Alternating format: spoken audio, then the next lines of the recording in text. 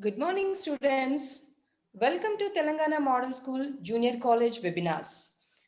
Today we have zoology and chemistry for science stream and commerce for arts and commerce stream.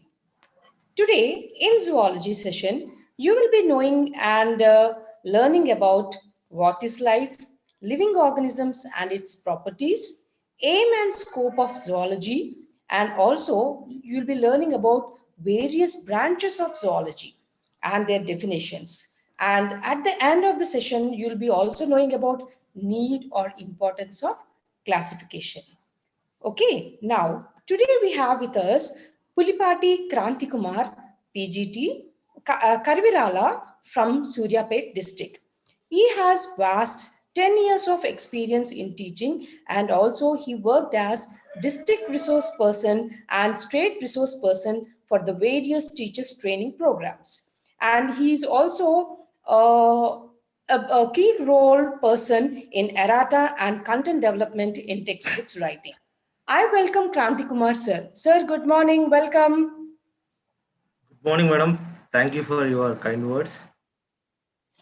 Yes, sir. You can start the session. Children are eagerly waiting for your session because it's a Thank you. basic thing where uh, throughout their life they'll remember your class.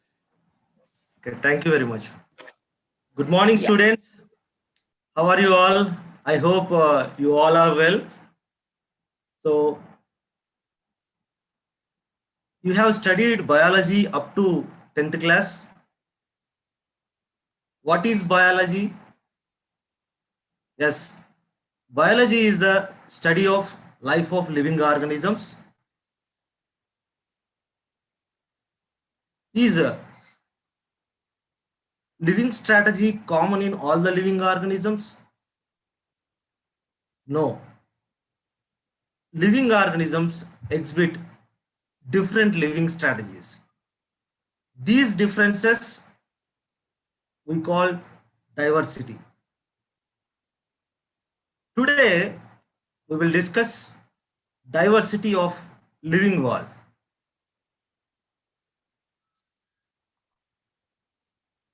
In this lesson, we will discuss different topics like what is life, properties of living organisms, nature, scope and meaning of zoology, branches of zoology, and need for classification. These topics I will cover in today's lesson. First, what is life? Life is an exclusive property of various types of living organisms in the world. So, living organisms have life. You have studied biology, study of living organisms. Biology is derived from two Greek words, bios means life and logos means study of. Students, see these three pictures. Living organisms are classified into microorganisms, plants, and animals. Properties of living organisms. Now, we have to know properties of living organisms. One, cellular organization and highly ordered structure. And two, complexity of living organisms, sensitivity or response to environment, growth, energy utilization or metabolism, reproduction, seventh one, homeostasis, evolution, senescence and mortality. These are the properties of living organisms. We'll discuss one by one in detail. And first one, cellular organization and highly ordered structure. An organism body is made up of with cells. Cell is the basic unit of living organism or life. Here You know, cell is the structural and functional unit of the body. So here you can see the picture. Here blood cells are there. Red one is the red blood cells and green one are green platelets, and you can see here T cells also. Two major kinds of cells occur in the living world. One is a prokaryotic cell, another one is eukaryotic cell. Prokaryotic cell, it is a without distinct nucleus. In this prokaryotic cell, there is no nuclear membrane. That's why there is no distinct nucleus. In eukaryotic cell, nuclear membrane is there and it is with a distinct nucleus. These are the two major kinds of cells in a living world, prokaryotic and eukaryotic. You can see here complexity of organisms. Living organisms show hierarchical organization. What is hierarchical organization? Here hierarchical organization means cellular level to organism level. You can see here, this is the cell, a group of cells that forms the tissue, a group of tissues that forms the organ, a group of organs that forms the organ system, group of organ systems that forms the organism finally. So here from lower organisms to higher organisms, this type of hierarchical organization is there. You can see protozoans like amoeba, it's a single cell organism. You can see cellular level of organization. Higher organisms like here, Panthera leo, that is a lion. Yeah. In this organism, you can see higher level of organization. Very developed multicellular and a group of organ system that forms the organism here. So cellular level, tissue level, organ system level, then organism. This is the hierarchical organization we may see in living organisms. That is the complexity of organisms. And third one is sensitivity or response to environment.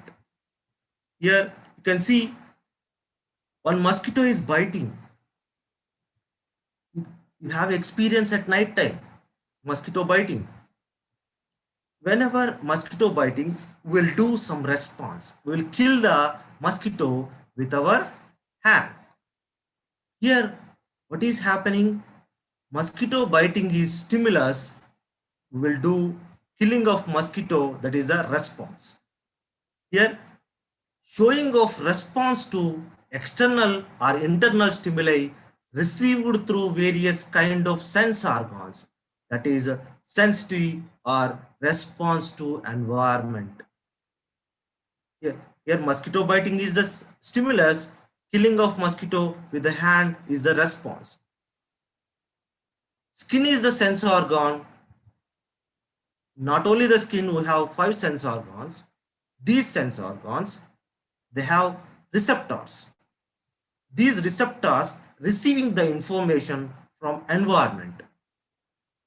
So the receiving the information in the form of stimulus.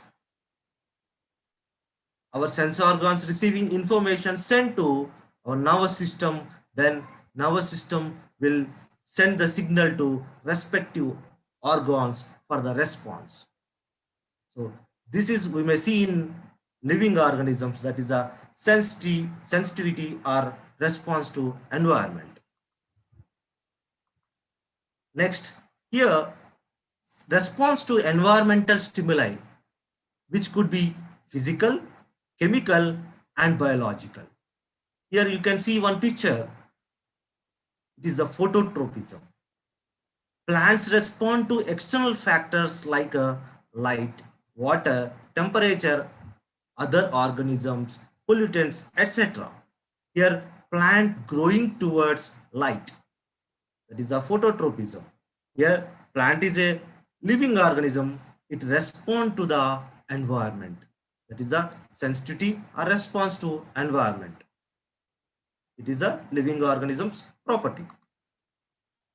Next one, growth.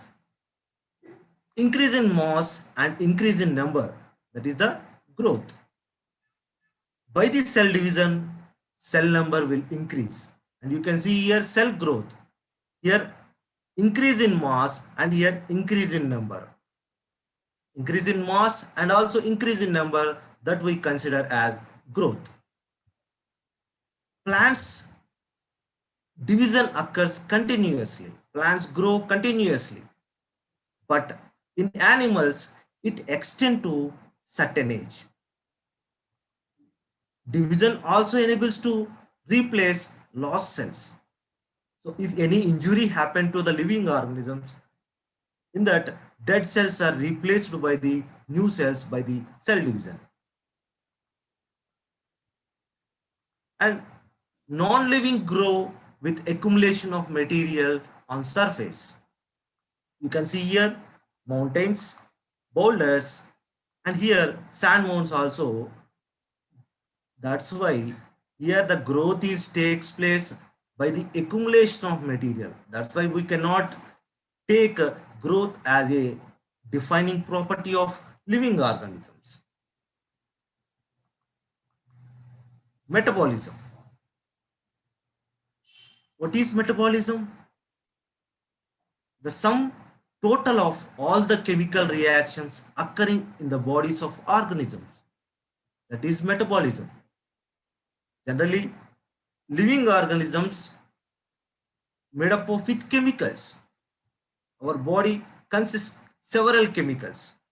These chemicals, they undergo chemical reactions. Here what I'm saying here, metabolism means the sum total of all the chemical reactions occurring in bodies of organisms. That is the metabolism. In this metabolism, two pathways are there, or two processes are there. What are the process? Anabolic process and catabolic process. Anabolic process means small molecules are assembled into large one. So here small molecules are there, they are assembled into large one. Here it requires energy for the assembly. You can see here, this is the synthetic process or building process. Anabolic process is a synthetic process or building process. And next one is the catabolic process. Catabolic process, it is the, you can see here, large molecules are broken down into small ones. This is the large molecule, it broken down into small molecules. Here energy released. In the anabolic process, energy consumed or energy required. But in catabolic process, energy released. So this is the difference between anabolic and catabolic process. Here in the metabolism, anabolism is there and catabolism is there. Anabolism and catabolism together we call metabolism. In the living organisms, these two kind of process takes place, anabolic process and catabolic process. Both process takes place in living organism. That's why we called metabolism or metabolic reactions. Next one, reproduction. Here, living organisms produce their offsprings by reproduction. Life comes only from life. Reproduction is continuing the lineage of a species. So, reproduction takes place in two ways. One is asexual reproduction, another one is sexual reproduction. Asexual reproduction means without involving of gametes. Sexual reproduction means with the involving of gametes. And here you can see yeast and hydra, they are undergoing asexual reproduction by budding. This is the yeast and this is the hydra. Budding is the process. In this process, yeast and hydra, they are doing asexual reproduction. And next one, planaria. You have studied in a 10th class already. Regeneration. Regeneration is the process takes place in planaria. If planaria break down into pieces, each piece it can grow as new organism. You can see here in the image, here it is divided into 3 pieces. Each piece it can grow as a new organism. That is the regeneration. This regeneration you can see in planaria. It is one kind of asexual reproduction.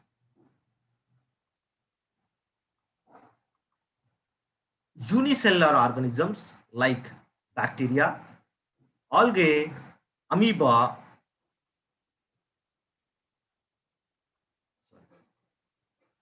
unicellular organisms like bacteria, algae, or amoeba, they reproduce by binary fission. Here, binary fission means increase in number of cells. So, number of cells will increase. Here, number of cells increasing means organisms also increasing. That is the reproduction takes place in bacteria, amoeba, and algae. And next, homeostasis. Here you can see one picture. I think you know this one. We can measure the temperature with a thermometer. This is a thermometer. I think you have experience in hospitals. If you are sick, if you went to a hospital, their temperature will check. So you know our body temperature, the normal body temperature. What is the normal body temperature? 37 degrees Celsius. Yes. In hot summer, our atmosphere temperature is 40, 45, 47 in some areas, like up to 50 in hot summer. In winter, 20, 25 degrees Celsius temperatures there in the atmosphere. But our body temperature is constant always in any kind of season. That is in winter or summer, our body temperature, our human body temperature is constant, except fever condition. 37 degrees Celsius. So, what is homeostasis here? Maintenance of relatively constant internal conditions, different from surrounding environment, is called homeostasis. So, maintaining of constant internal environment, that is homeostasis.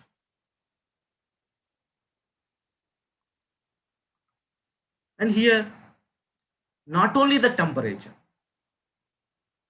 different things are there. Fluid volume, our blood volume also constant. If you drink more water also, our blood volume will not increase. So, and pH, glucose levels, these are constantly maintaining in living organisms. So here living organisms maintain constant internal environment by various physiological adaptations. That the physiological adaptations are very important. With the help of these physiological adaptations only, constant internal environment, that is the homeostasis, is maintaining. Next one, evolution. You can see here human evolution here in the picture. What you have observed in the evolution, life is not static. It constantly changes from simple to more complex forms. Simple to more complex. You can see amoeba in protozoans. You can see human being in a higher mammals or primates. So a very wide varieties are there in the living world, and also complexity also there. From simple organisms to more complex forms are also there in the living world. So this is happened due to evolution. So it is constantly changing from simple to more complex forms. Variations. So you can see here variations. This one. If you observe to this two one, some variation is there. If you observe among this in these pictures, you can observe some variations. Why these variations are happened? Variations in organisms arise through mutations or gene recombinations.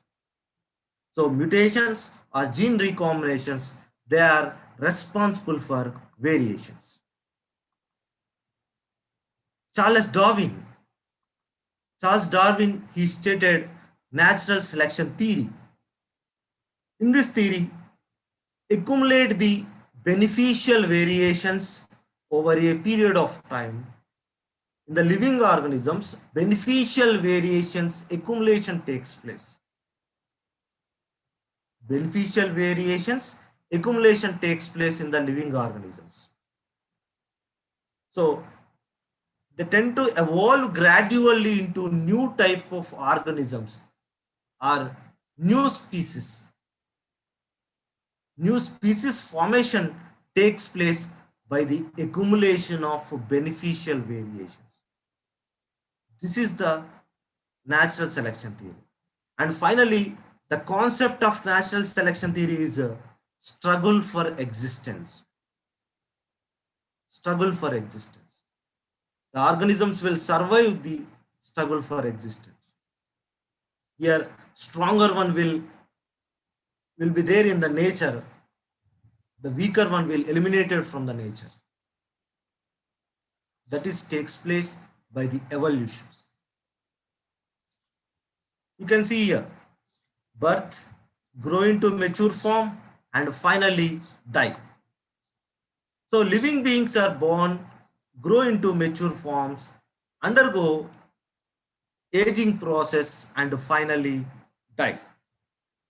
So living organisms, they are mortal. The process of aging is called senescence. The process of aging is called senescence. Every living organism is a mortal. Next, nature, scope, and meaning of zoology. You have studied biology up to 10th class level. This biology divided into three branches: botany, zoology, microbiology. We are talking about zoology.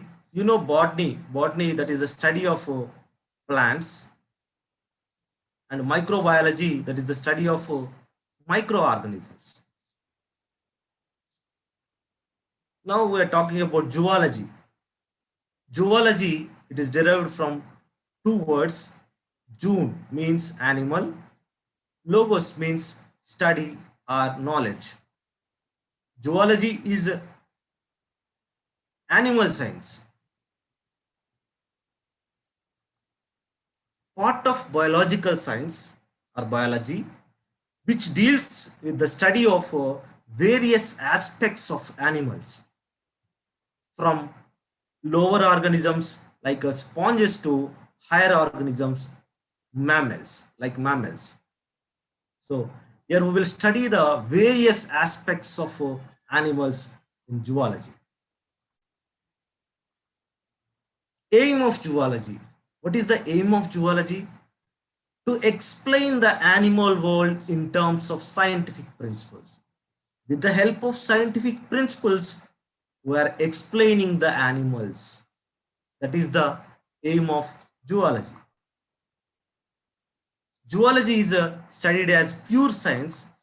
It has several applications like biotechnology and bioinformatics, etc. Now, scope of zoology. Zoology has a wide scope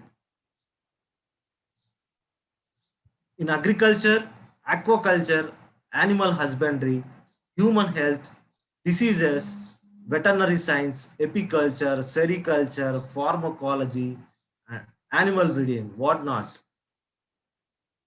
Wide scope is there for zoology.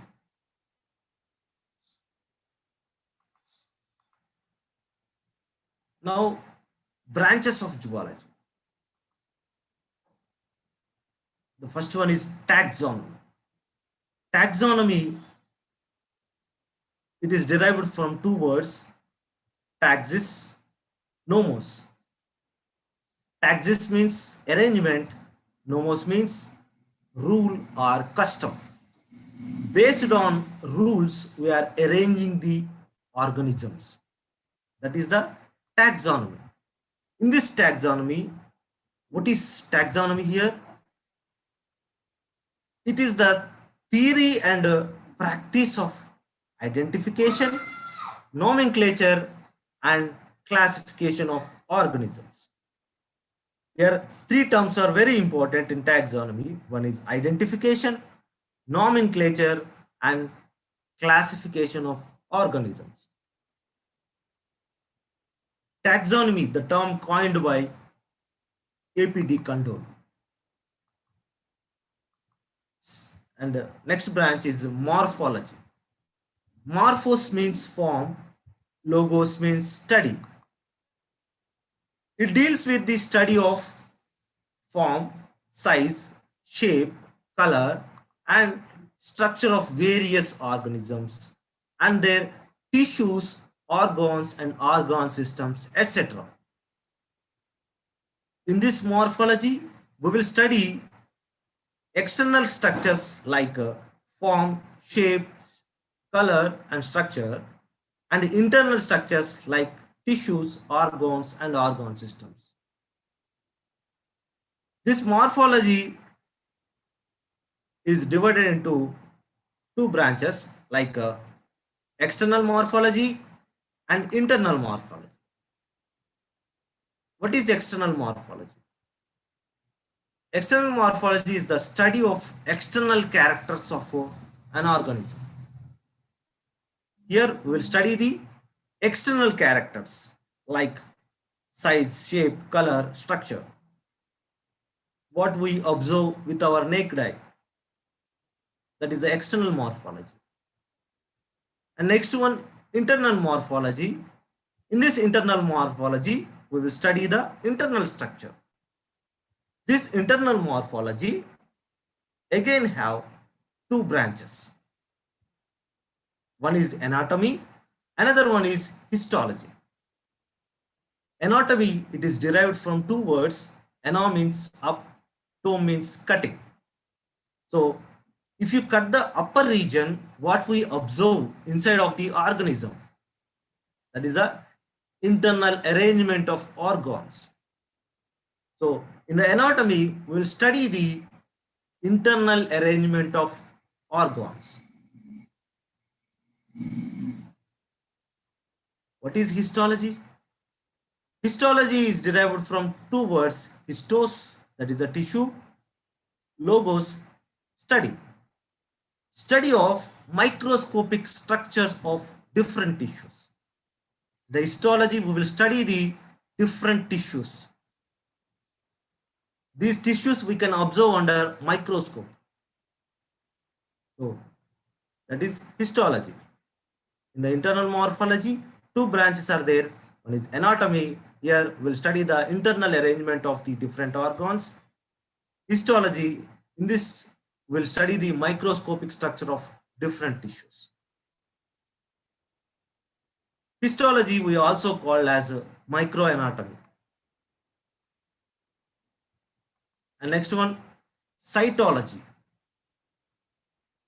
Cytology is from two words, kaitos and logos. Kaitos means cells, logos means study. study of form and structure of cells and their cell organelles. In this cytology, we will study the structure of cell and their cell organelles. This cytology is somewhat related to medical pathology. So in this, mainly we will study the pathological issues like cancerous cells. Okay, that is cytology. And next, another one is their cell biology. Cell biology is the study of cell as a structural and functional unit of living organism. In this cell biology, we will discuss structural and functional properties of cells. Here we will discuss structure and functions. That is the cell biology.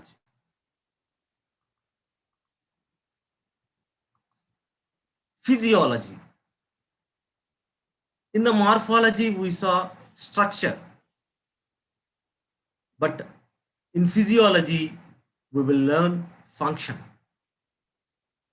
So physiology is from two words, physis and logos. Physis means nature of functioning, logos means study. So study of different body functions and process, that is physiology. Here you can see the structure of a heart. But how the heart will function? How can we study? In the physiology, you can study the functioning of body parts, or you can study the different process which are occurring in living organisms. That is physiology.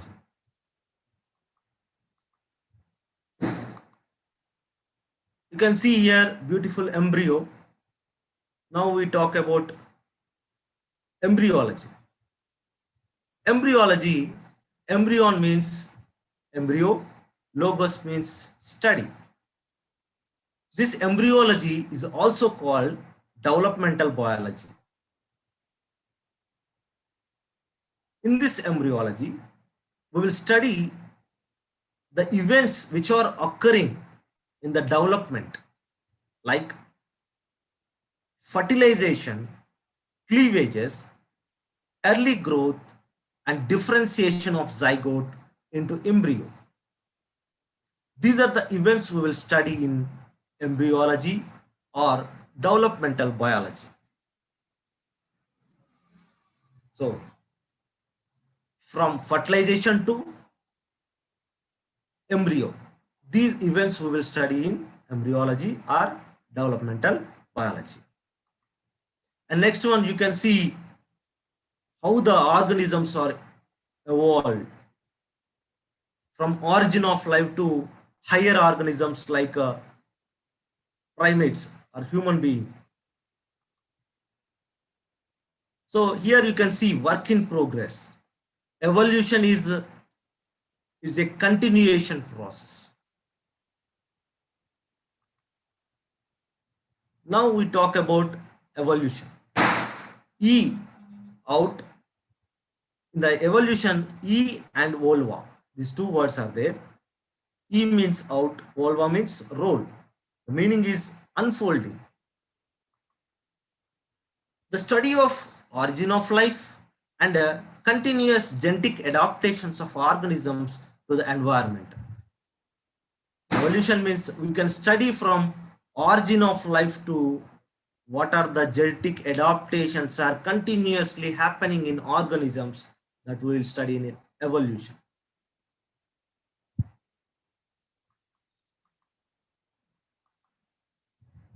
And if you see the human evolution, here gradual changes are there. Gradual changes that are occurring in living organisms through geological time.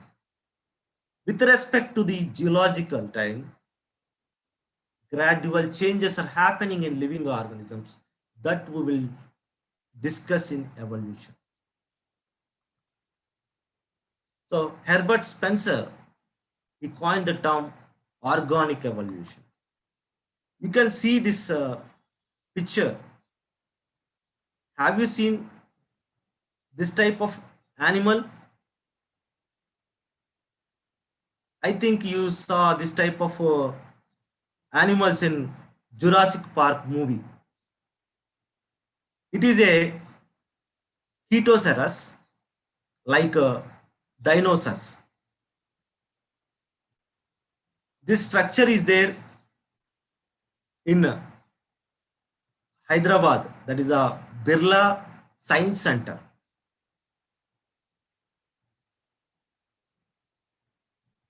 It's a fossil. It's a fossil of Chaetosaurus. It was founded in Yamanapalli village, Adilabad district, but now it is there in Birla Science Center in Hyderabad. So why I'm showing this picture? Now we're talking about paleontology. Paleontology is a paleo means ancient, on means being, logos means study.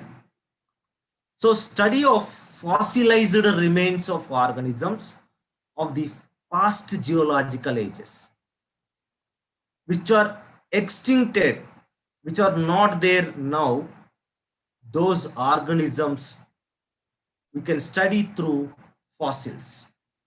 So the study of fossilized or remains of organisms we call paleontology. And next one is ecology. Oikos means house, logos means study.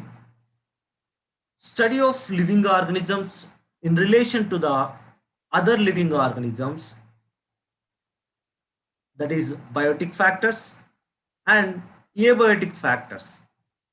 So here we will study the relation with the other organisms and environment.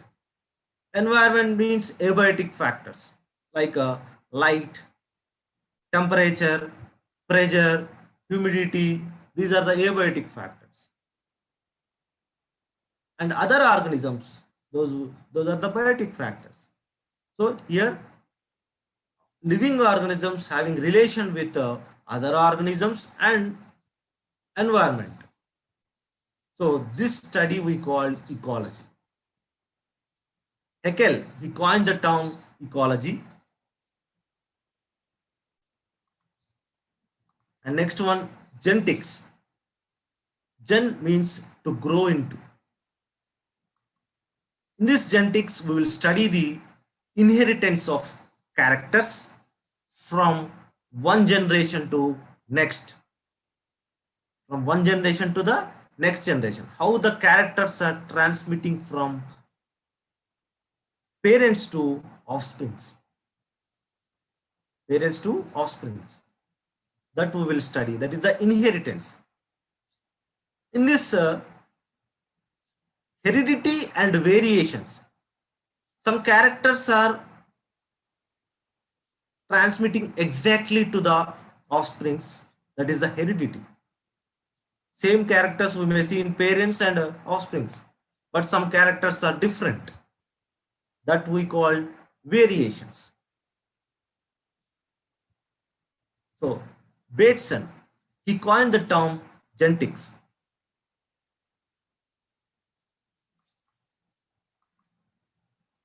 And you can see one picture, beautiful picture. What is doing spider? Spider is spinning its web.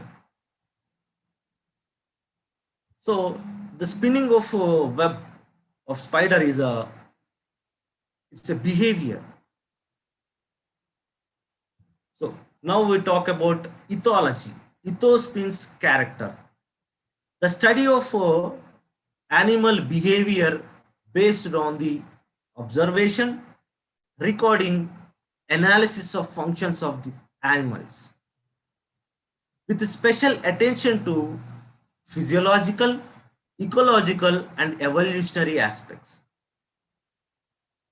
So here we are observing the animal behavior, the study of animal behavior by the observation, recording, and analysis of the functions of animals. Here, with respect to special aspects like physiological, ecological, and evolutionary aspects, this is ethology. So these are the branches of zoology. Now, need for classification of living organisms. Living organisms have evolved on the earth over millions of years ago. They show a wide range of variations. You can see two pictures here. One is a small bacteria that is in size of 2 micrometers. 2 micron size bacteria is there, very small bacteria. And you can see blue whale, it's a large animal. So how the variations are there? Here in the, you can see the different wide range of variations are there in the animal world, the living world.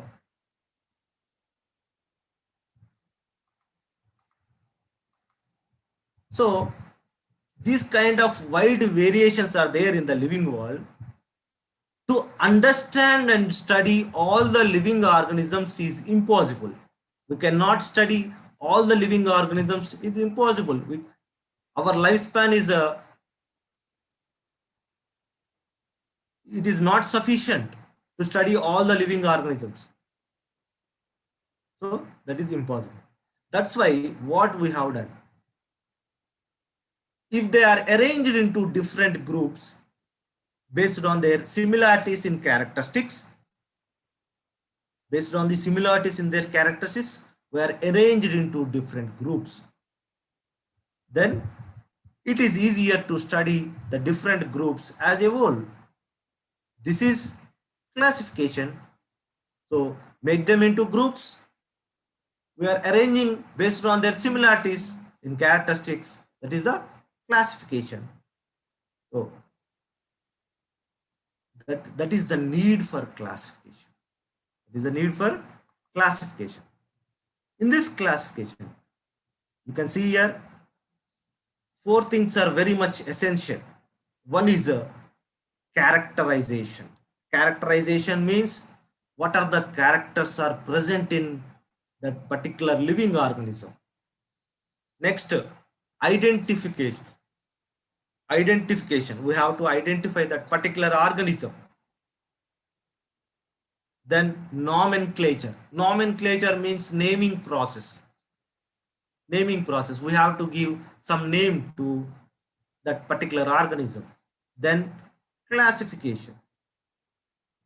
We have to arrange in a particular group that identified and named organism. We have to keep in a one group. That is a classification. These four things: characterization, identification, nomenclature, and classification. These are basic to taxonomy. And how to do classification? Zoos as tools for classification. In the zoos only we can observe.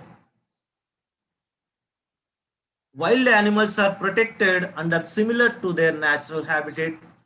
So how the forest is there, like that, we will keep the wild animals in the zoo. It provides opportunity.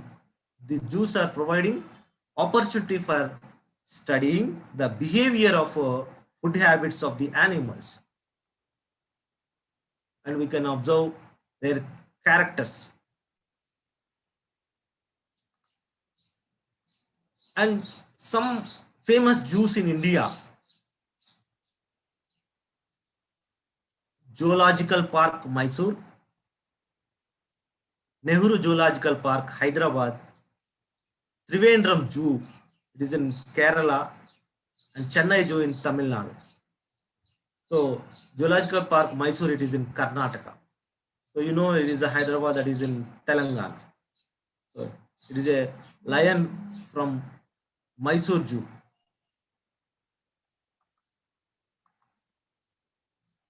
Here you can see different specimens are there. Museums. In the museums, you can keep these specimens. For what is the reason we are keeping the specimens in the museum? It is the place of collection of preserved plant and animal specimens for study and reference. We'll study the plant or animals, and also these specimens are reference. We will use this reference for classification in taxonomy purpose.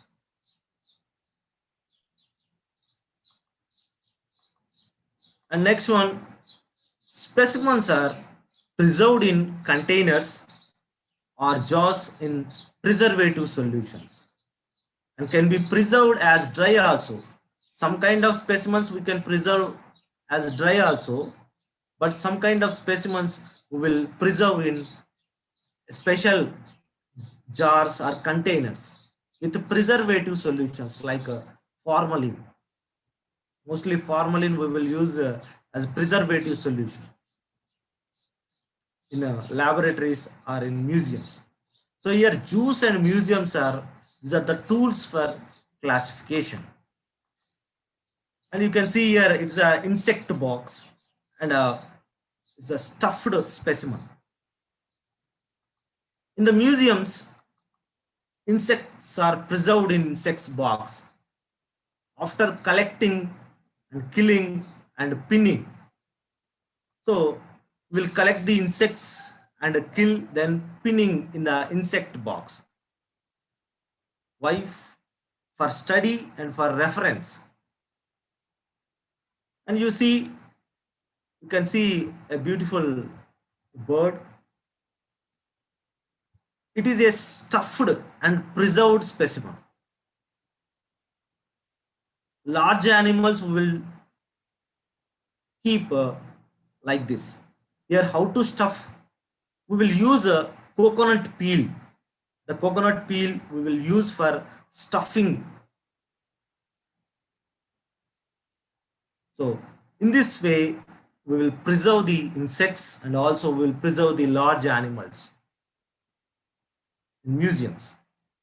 Some kind of specimens we will preserve in preservative solutions and also dry, and some insects we will preserve like in insect box, and large animals will preserve like stuffed material. We will stuff the material into the large animals, then we will preserve in museums. So here museums and zoos are the tools for classification. What we have learnt in today's lesson? We have learnt what is life, and second one, properties of living organisms, and third one, nature, scope and meaning of zoology, fourth one, branches of zoology and need for classification. These are the 5 topics I have covered in today's lesson. Bibliography. Thank you, students. Thank you for listening. Thank you, Kranti Garu.